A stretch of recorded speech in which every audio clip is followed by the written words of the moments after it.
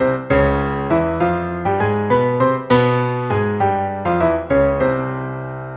to the Discourse, a project by members of the Wayne State University Civil Discourse Fellowship. In this introductory episode, we dig into our diverse backgrounds and ideological predispositions. Enjoy! Hello, everyone. My name is Eric. I am from Metro Detroit, Michigan. Lived in the suburb my whole life, but me and my family have interacted with the city of Detroit for a very long time, so I'm not unfamiliar with the city and its culture. I'm Black, so that has informed a lot of my political consciousness over the last 10 years or so.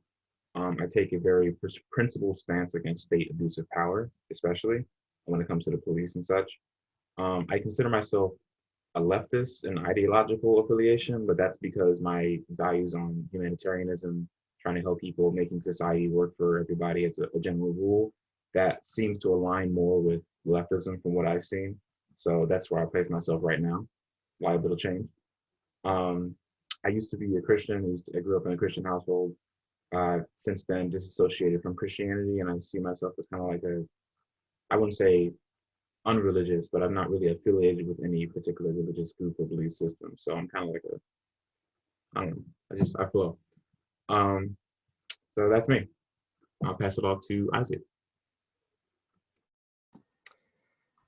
Hello, folks. My name is Isaac. I'm from Ann Arbor, Michigan, and have lived in the Detroit area, attending university here for the last few years. Both sides of my family are from Southeast Michigan, going back to at least my grandparents.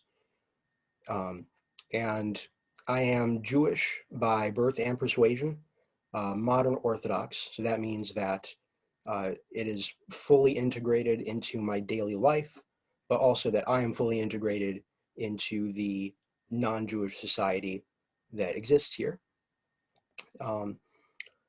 My political affiliation is liberal, which is to say not leftist. Leftists particularly draw a distinction there and say, no, we're not liberals. I agree, I'm not a leftist. To me, liberalism is most importantly about the idea of equality and free inquiry. And so I am typically suspicious of any widely or universally agreed upon thing that if you question it, people get upset. So the positions that I agree with most strongly, I love nothing more than arguing with people about them, because I think there are holes to be poked. If it seems so simple and you believe in it, then the truth might be missing. So yeah, that's me. That's where I come from and what to expect. Hi everyone, my name is Rima. I'm a Middle Eastern Catholic. Both of my parents are from Jordan. They immigrated here in about the 90s. Like Eric, I grew up in the Metro Detroit area, specifically like Warren Sterling Heights area. I would consider myself an independent, not really going towards either party because I have issues with both sides.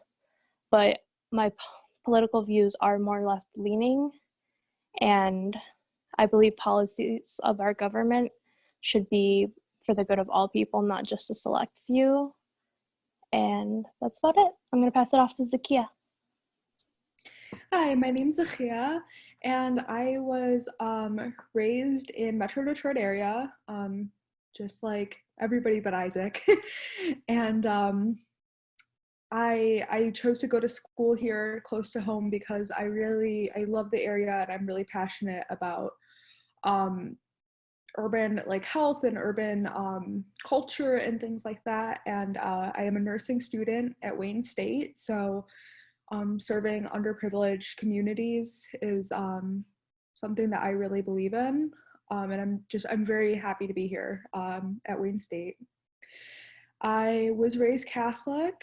I come from an Italian family, a second generation American, and I really felt that it wasn't a good fit for me ideologically. I felt that I had a lot of tension and problems And so as I began to move away from Catholicism, I really found myself moving towards Judaism. And so as of today, I proudly identify as an Orthodox Jew, and everything that that entails. And it does inform some of my political ideology, because I do believe in trying to do good by all people and following the Torah, which to my view leads me in a more left direction, a more liberal direction. But I also do view myself as a Zionist, and that leads me, sort of more towards the center again. So, like everybody else who spoke, I don't really have an exact, precise political ideology that I subscribe to, but I would identify as a little bit left-leaning, a little bit liberal, and that's where I fall.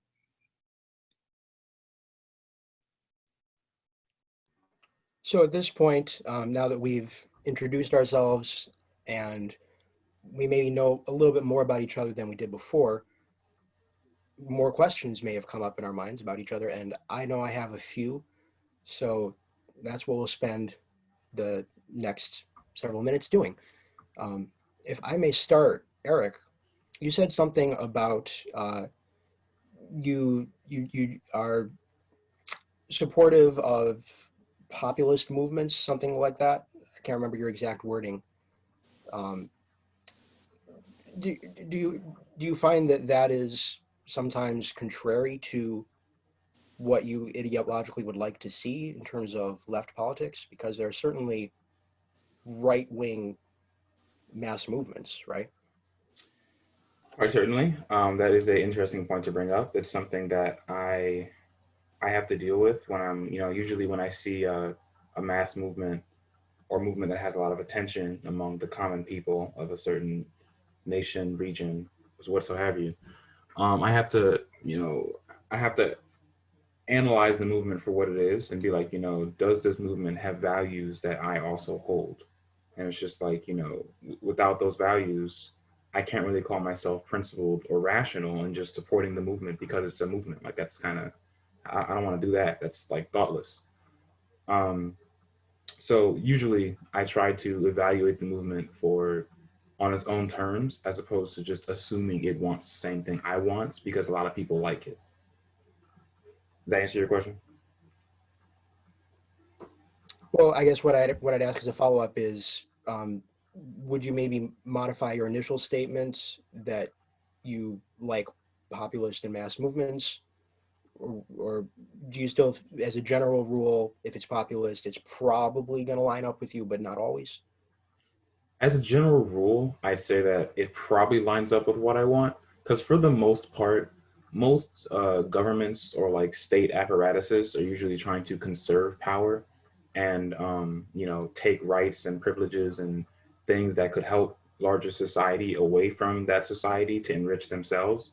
So usually people are going to, even if they don't have any particular overt ideological aims, even if they don't say, I'm a communist, I'm a socialist, I want democracy. Maybe they just say, I want clean drinking water. Give me some money so I can go to school and benefit my population. Like, just stuff like that. Usually mass movements rally around simple things that everybody can agree on, like give me housing that I can, not die under from the sun or rain or whatever it is. And usually those movements are the ones I support. Because it's like if that's all they want, that's simple, easy to understand, and I agree with it. So usually it boils down to that for me.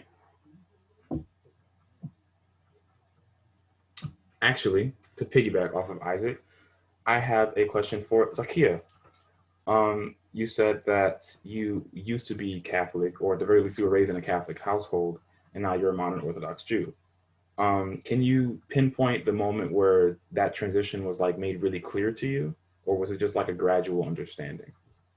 I feel like I had two kind of transition points. I had like the first transition point where I realized I did not want to be Catholic. I didn't want to be affiliated with it. I was not interested. And then I sort of had a different turning point where I was like, I'm really interested in Judaism and I'm really interested in observant, like traditional Judaism. And for me, like the first kind of breakthrough I had where I was like, I don't want to be Catholic. I don't believe in this was, my cousin came out to me as gay, and well, everybody, it wasn't just me, but like, and but specifically to my side of the family, because he knew that my parents were not going to be okay with it, and it was just something he kind of kept a little hush on my particular side. But to his parents and friends, he'd been out for years. One, I think that says something, that he couldn't share that with us for a number of years. But two, just kind of realizing that, like, no, I don't think my cousin's going to hell, and I don't think he's a bad person, and I don't think that this is the ideology that I support. Was sort of like, the first cracks in the foundation of my belief system of, at the very least, I don't want to be associated with this sort of hierarchy where you definitely have like a pope, a leader, almost like a governmental system dictating what's right and what's wrong and what's this and what's that. And yeah, that was kind of like the first kind of really big crack in the foundation of maybe this isn't really what I believe, and at least deeper introspection. And the second sort of, transition to Judaism was really kind of figure out what I thought. Who do I think God is? How do I believe God has a hand in my universe, in my experience of reality?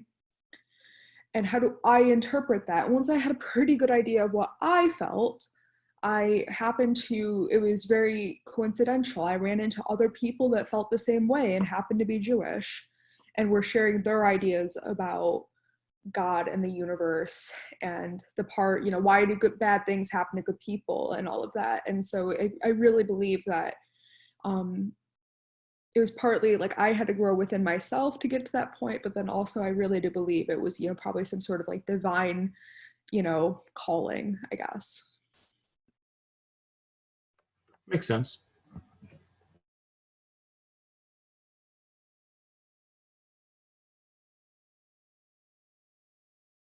So actually I have a question for Rima.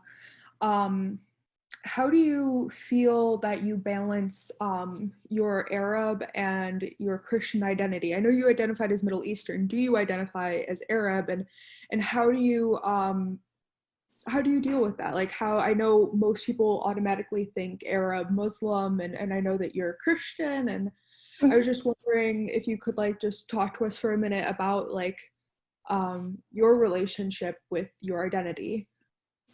Yeah, no problem. I mean, it kind of like assumptions.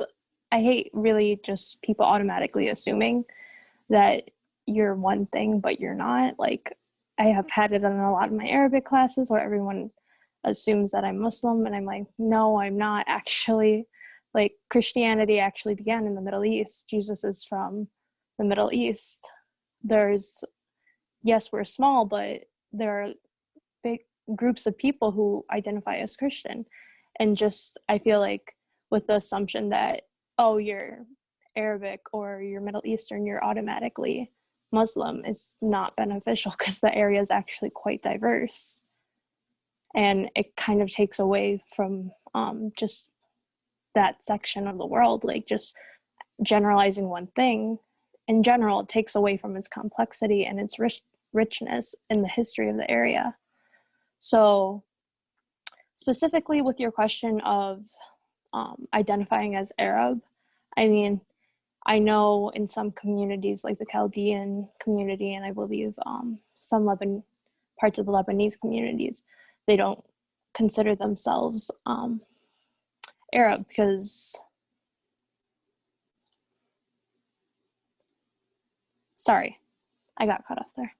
They don't consider themselves Arab, but at least in my case, I would, because Jordan is technically on the Arabian Peninsula, so that's what I would consider. I would consider myself Arab in that sense.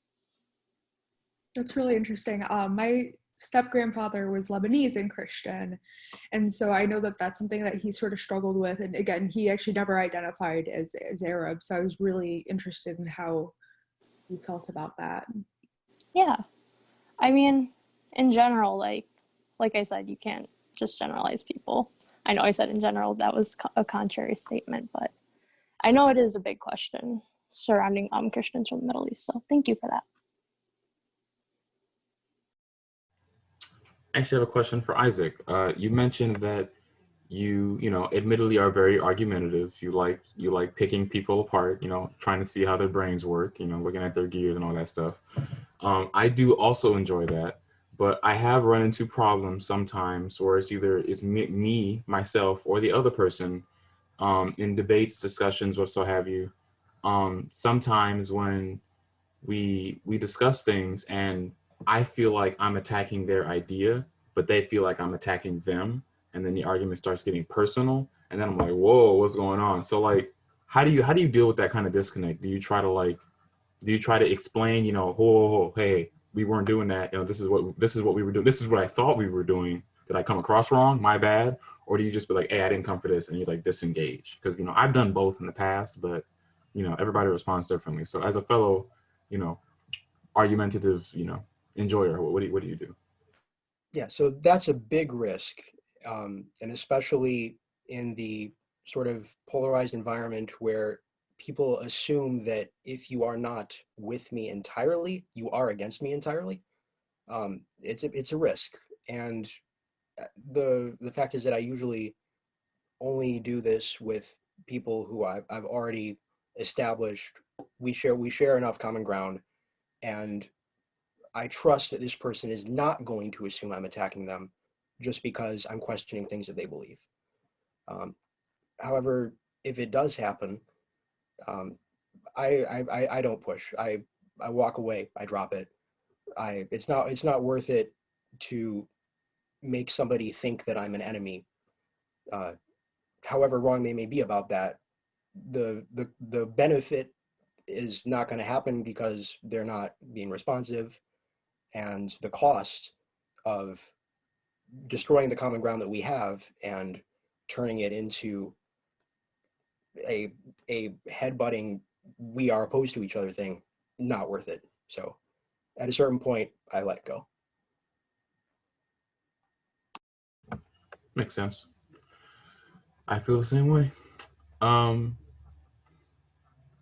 Generally, I guess you say that you feel more comfortable taking that risk if you know the person in the past has proven to not do that.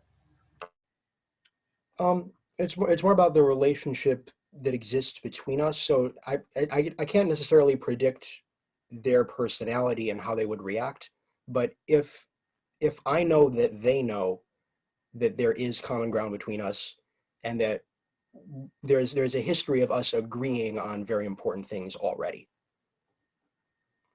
So there's not, if it's a sort of clean slate situation or somebody I don't know very well, then I consider the risk high. If we have discussed stuff in the past and just the discussions have gotten deeper over time, then I consider it a reasonable assumption that they know I'm not an enemy. All right. Um, and since Zakia brought up that excellent point, we don't have to be like all necessarily professional because we could just edit those parts out. Um, so uh, I'm thinking to myself in the future we could spend some time like writing down possible questions when other people are talking, so we don't have to then like try to like guess off the top of our heads when it's our turn, because I know that can be kind of awkward. Um, so let's see. You said several minutes, Isaac. I think several minutes have probably gone past, but do you want everybody to get a chance to ask a question or everybody to get a chance to answer a question, or both?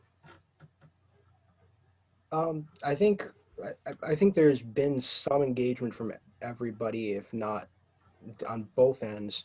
But if the questions have petered out, I'm not going to force somebody to ask a question if they can't think of one. Okay. So the question is, are there more questions? Yeah, basically.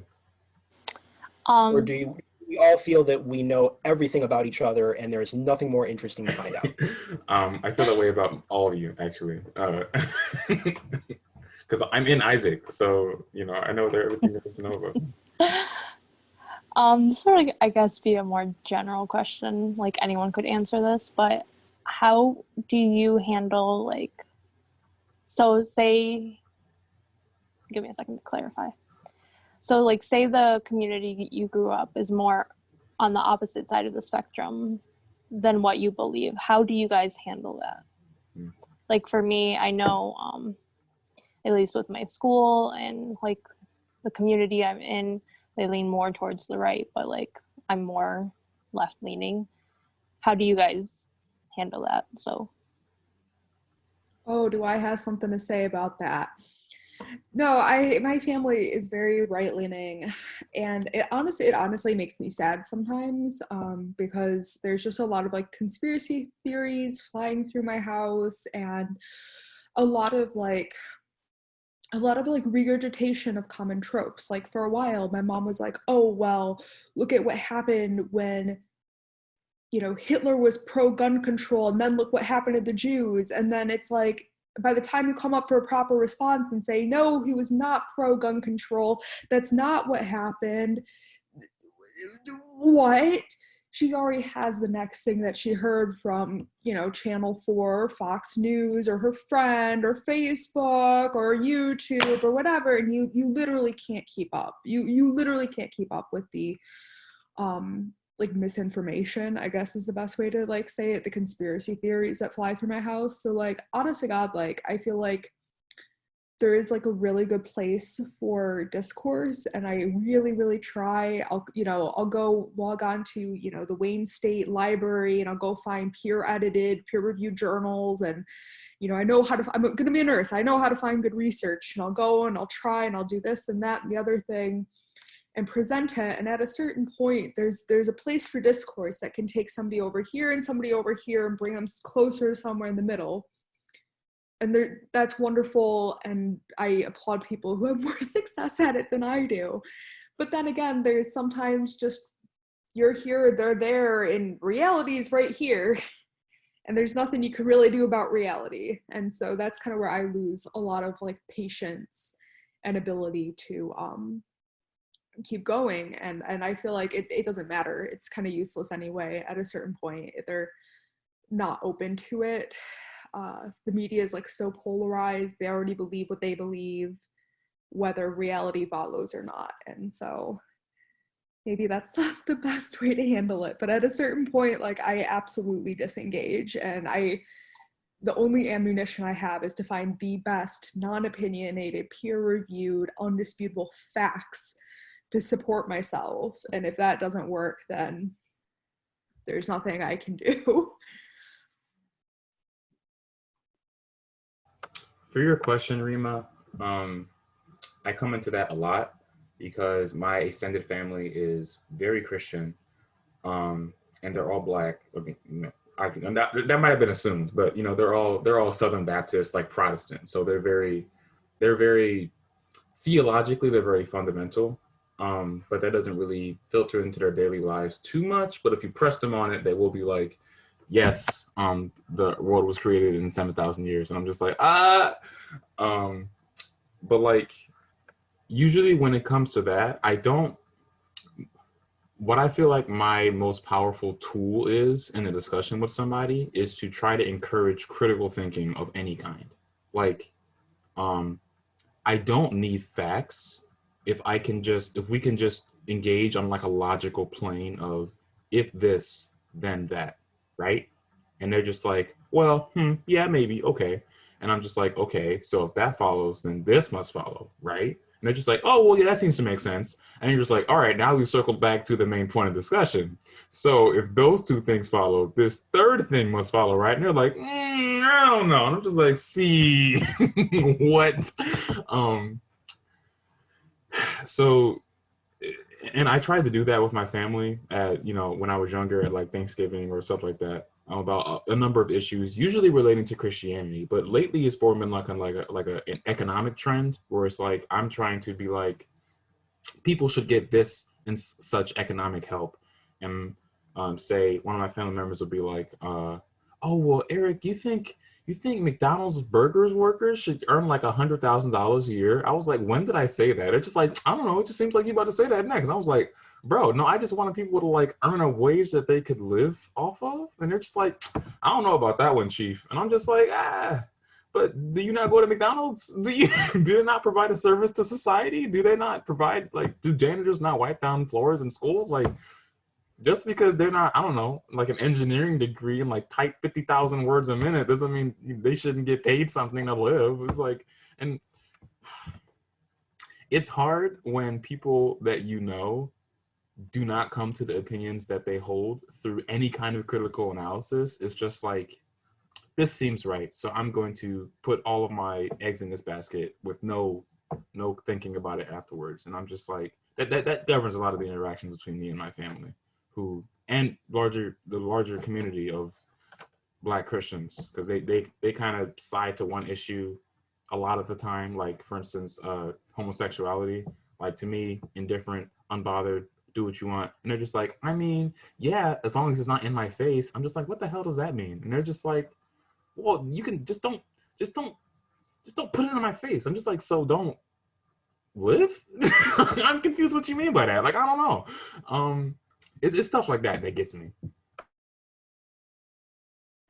So if you guys will excuse me for 1 minute, my computer is in imminent danger of battery expiring, and my power adapter is on another floor. So we'll pause if that's okay.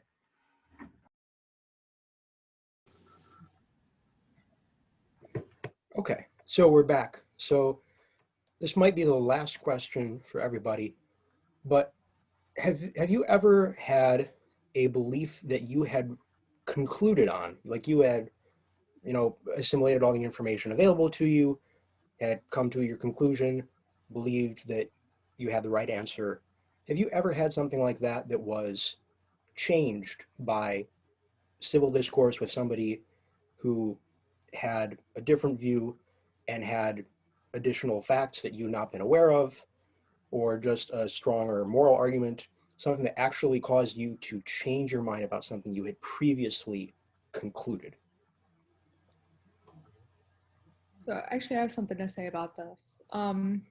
So as I was talking about earlier, with homosexuality being like the main first issue that sort of caused me to reevaluate my relationship with Catholicism. Up until that point, like, I was a really dedicated Catholic. I was pretty devout. I mean, because of the household I grew up in, we went to church every single Sunday, followed by a big Sunday dinner every week. And so that's the environment I grew up in. And I remember being like really convinced that, homosexuals are definitely wrong. Why can't they just not do that? Why can't they just abstain? Why can't they, whatever? Why is it my problem? Why do I have to see it? Why do I have to deal with it? Why do I have to whatever? And it really just took like a very calm, reasonable conversation with my cousin. Just kind of, hey, do you have that much control over who you like? And, just very calm, very non-confrontational, he really definitely met me where I was at. And it just allowed me to see these others, like these people that I only really ever heard about or maybe seen on TV or on the internet as real human beings. And that was like really powerful, I think, to see the other as a person that I love. And so that was really big for me as far as changing my mind or realizing that there are other opinions and views out there than the ones that everybody around me believes.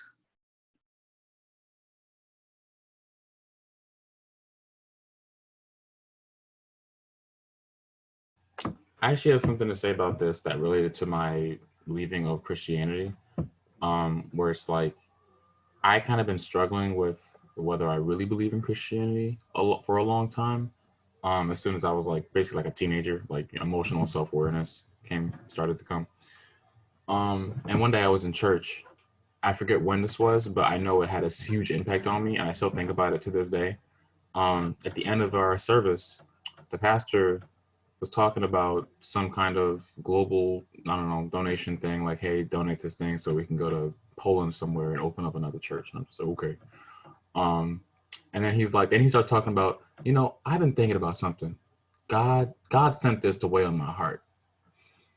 those, and this is using his words, those Islamic terrorists over there and Al Qaeda, you know, they may be a different religion than me, but I agree with their zealousism, or like zealotism, more their fanaticism. He was like, if God told me to kill somebody, I'd do it. Hey, that's just what it is. And there were two things that struck me about that statement. First of all, I was like, what did you just say? In my head. But then I heard like half the church be like, amen, pastor. And I was like, hold up. It's like, whoa, Nelly. This isn't for me. So that was just like a pathway. It was like, I don't think I like this anymore. um and I was just like, okay, I mean, it's one thing to disagree with, like, killing somebody because you've thought about it and rolled over the consequences and like you've analyzed it and looked at it from a bunch of angles and decide this is what you still want to do. That's one thing. But saying, I think this voice that came from the stratosphere told me to do it, so I'm going to do it, no questions asked. I'm like, oh no, that's not for me. So from then on, I was just like, nah. Didn't go to church. I was just like, I don't need to listen to that guy anymore. I don't need to read his book. I don't need to do nothing. If that guy be telling me that with a straight face and people be saying, yes, sir, I'm be like, no, sir. So that's what definitely stirred me away from Christianity, when anything else was kind of like on the rocks. I have a quick interjection. Like, it really reminds me of like the other interpretation of the Binding of Isaac. Like, the mainstream interpretation is that like God saw Abraham's like conviction and strength and willingness to definitely just do whatever he said without really thinking about it, up to killing his own son. And I think that's like the obvious interpretation, that like that's a good thing, and he spared his son and gave a different offering and whatever. But I think like the interpretation I definitely kind of jive with more is that maybe it wasn't such a good thing, because that's actually the last time that God directly speaks to Abraham.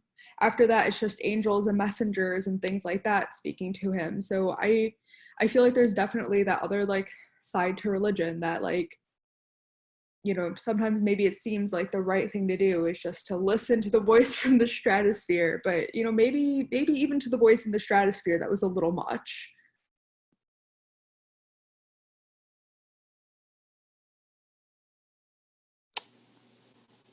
I don't know, for me personally, like just my position where I'm at, like I mentioned earlier, the community I grew up in was basically more right leaning than everything. So I'm I'm generally contrary as a person. I may not seem like it, but I don't usually take things at face value.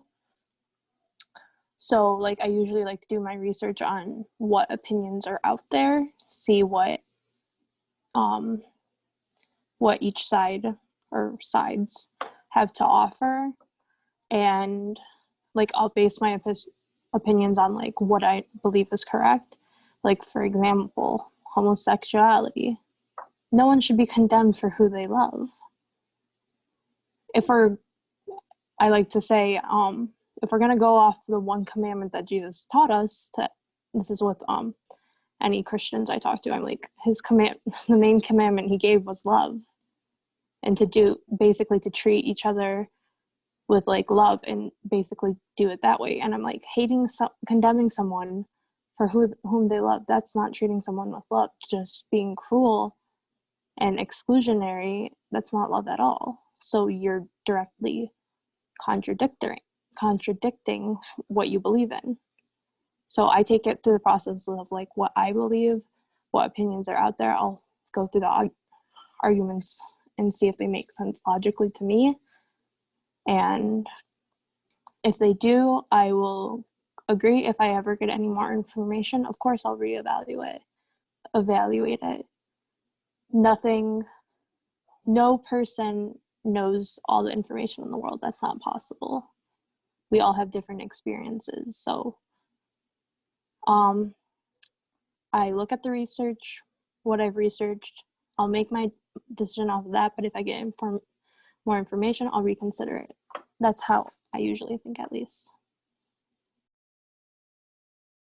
Small interjection on that, actually. I was just thinking, in general, and I learned this from philosophy, in general, even if I feel like I'm 100% sure about a topic, whether through analysis or fact gathering, logic, whatever, I always have to remind myself that for whatever reason, even if I can't see it right now, I might be wrong. Everything that I believe or think is right might be wrong. 2 plus 2 might not actually equal 4. I have I have to consider that that is a possibility. As sure as I am, as much as I've seen that addition problem done, that might not actually be the truth. I might be in the matrix. Maybe it's 3, but who knows? But I have to be able to be open to, at the very least, hearing somebody share a contradictory opinion if it's in good faith. Like if you're telling me something that I disagree with from the beginning, if you explain it to me in a way that's respectful and like you actually want to understand where I'm coming from, I'll sit and listen. I'll toss it around in my head. Even if I end up still disagreeing with it, I'll be like, how does this measure up? Is it sound? Does it sound right? Does it sound wrong? How does it measure up against what I believe? Even if I still disagree with it, it just seems like the right thing to do intellectually, to just consider it anyway. Yep, I totally agree with that, Eric. Amen, can you hear us on? You're going to have to translate that one, my guy. Amen is the original form of amen. Can you hear us on is may it be so. With that, I think that we're ready to wrap it up, guys, right? Unless anybody has any more questions.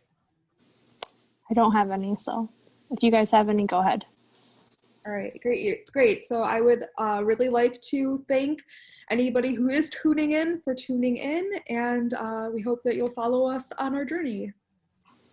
Yeah, we should be more comfortable with this format and have a more engaging discussion next time. Yeah, the awkwardness will be mostly gone. Sorry. We don't want to, sell them on something we all know isn't going to happen. We should have started with the jokes and laughter. Break the ice. Break the ice with the audience too. We could edit it in at the beginning. True. Schemers, I love it. All right, so plus we gotta tease them with we gotta entice them to come back, so we gotta have it in the beginning and the end, I think. Indeed. Well, just to be quick, because we didn't officially sign off. Officially, bye. Bye, everyone. If you enjoyed this discussion, please subscribe to the Discourse on YouTube or Medium. Thank you for joining us on The Discourse.